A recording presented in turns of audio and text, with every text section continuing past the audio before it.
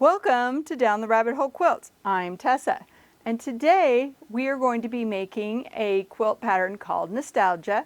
It is a free pattern from the Robert Kaufman website. I've put a link in the description for you, so let's get started. So, the pattern calls for using a jelly roll and 2 charm packs. Of course, I didn't want to do that, so I kind of improvised. I did have a jelly roll, and so I went ahead and I chose 18 strips from that jelly roll. And I did have a layer cake that coordinated, so I cut out the squares needed from the layer cake, leaving me a lot of extra of both of them for another project. Now in the pattern, it says to use the lighter colored strips from your jelly roll for the background, and then yardage.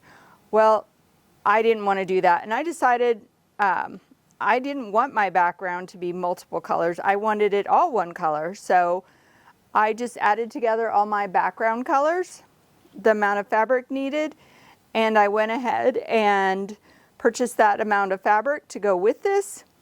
So I have cut 18 2.5 inch by width of fabric strips out, and I have cut 72 background squares out of that fabric. So let's get started assembling this and see how it looks. Okay, the first part we're going to make is the half square triangles, and those are made with 2 of the 5-inch squares, one of the background and one of the print. And we're just going to lay them on top of each other, line them up, mark our center line,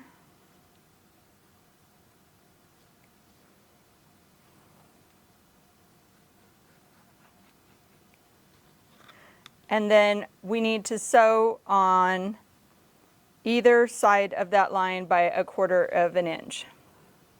So you can either mark it, or if you're really good at sewing on your machine, you can just go ahead and do it that way. This just happens to be my preferred way to do it, so I've got it marked, and I'm going to go ahead and take it to my machine, and I'm going to sew on the lines on either side, and then we'll take a look at it. Alright, I've got it sewed on either side of the line, and so we're just going to cut right down the middle on the first line. Now when you're pressing these, one of these you will press towards your print, and the other one you will press to the dark side like this, because we will need half of them going one way and half of them going the other way. So I'm going to quick do that, and then we will square them up. Alright, so I have them pressed, and now we need to square them, and my favorite tool for squaring is using lock blocks. And we just line them up, and we're just going to take off the very edges of it. There's not much, just a tiny bit. I should have got out my rotating mat for this. Line it up again.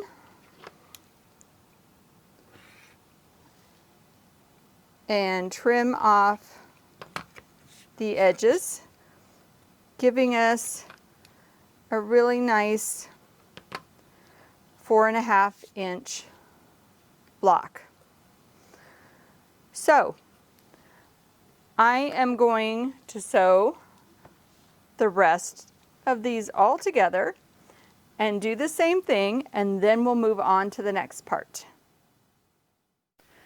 All the half square triangles are sewed and pressed, and as you can see, part of them are going to the dark side and part of them are going to the light side. So now we're going to set aside those half square triangles, and we're going to make the next component. For our second component for the block, we're going to use the 2.5 inch strips that we cut, or the jelly roll if that's what you chose, and we're just going to choose one from each pile, and we're going to sew along the long edge with a 1/4 inch seam, and then we're going to press towards the background fabric. So let me do that, and then we'll move on to the next step. Once your strips are sewn together, we're going to go ahead and we're going to subcut them into 2.5 by 4.5 inch sections. So I'm just going to get rid of my selvage.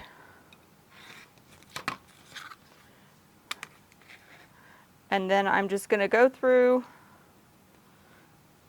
cutting this into 2.5 inch sections, and I'm going to do that with all of my strips. All right, they're finally all sewed and cut into the sections, and now we need to start sewing them together. So we just need to start picking 2 of them, any 2 of them, and we're going to match them up to make a 4 patch. We're just going to nest those seams like so. Take my pin here, put it like that. I'm going to sew across the edge, and we will have our 4 patch. And then we need to take this entire thing and turn it into 4 patches, which is 144 4 patches, I believe. So let me get this one sewed together and one more, and I'll show you what our block is looking like. This is our block. So what we're going to do is we're going to sew these 2 together, and we're going to sew these 2 together with a 1/4 inch seam, and then we're going to join it to this one, to this section, and we're going to sew a 1/4 inch seam.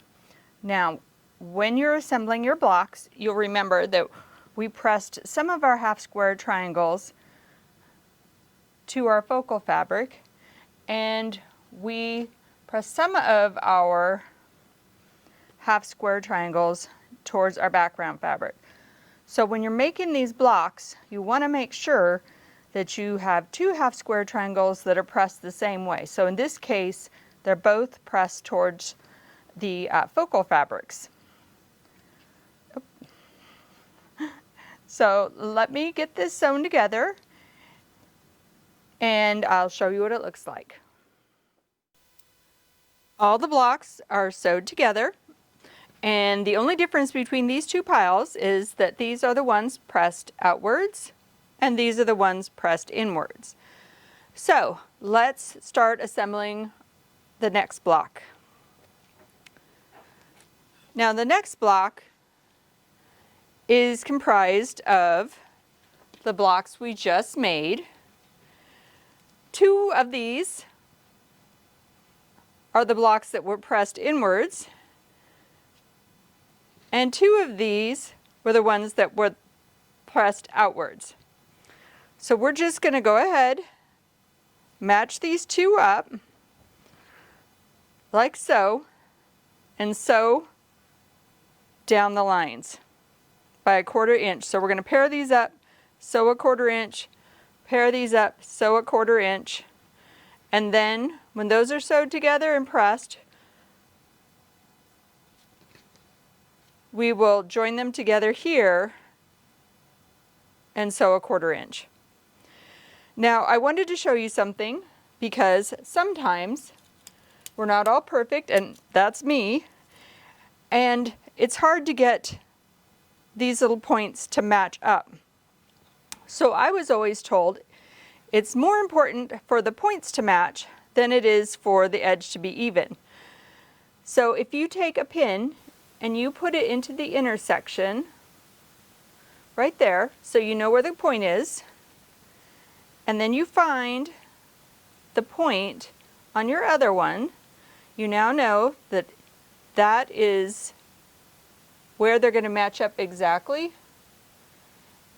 and you can put a pin in it. Now this one wasn't too far off, but some of them there's a bigger offage. So that is a way I was told or taught to make sure that my points match up when I'm doing something like this. and then I can show you how that works. So this is one that's all sewed together, and you can see the points came together really nicely, and it's just kind of a little cheat because we're not perfect when we sew, we're just human. So anyway, we need to take the rest of the blocks that we made and sew them into these 4 patches, and then we'll start putting the quilt itself together. Okay, I've got a few of them started so you can see how it's going to look. And as I put them together, you can see we're forming some secondary shapes in here and here. And basically, I haven't sewn them together yet because I want to make sure that I'm not, meeting up with 2 of the exact same kind in my secondary diamonds there or in my blocks. But I love how it's looking. I love that it's got all this bright color in it. So let me finish sewing the blocks together and then we'll start to assemble it. I've got all the blocks done. And oh my goodness, I am loving the jewel tones in this quilt. So the next thing we need to do is we need to start putting the blocks together into rows.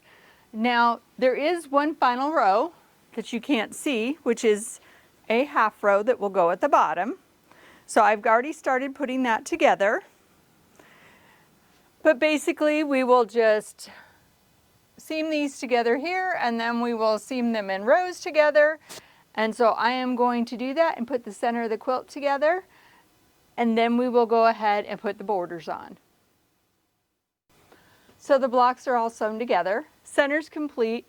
I was so excited when I was sewing it together because how beautiful it was looking that I ended up sewing the border on.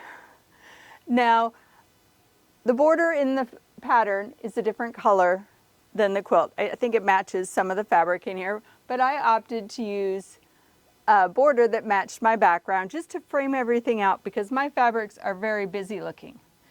I do think this is a great pattern for people who like to do scrappy quilts and or people who like structured quilts, because you could easily make all of your half square triangles a single color, and you could make your 2.5-inch squares there a single color, and it would look way more structured.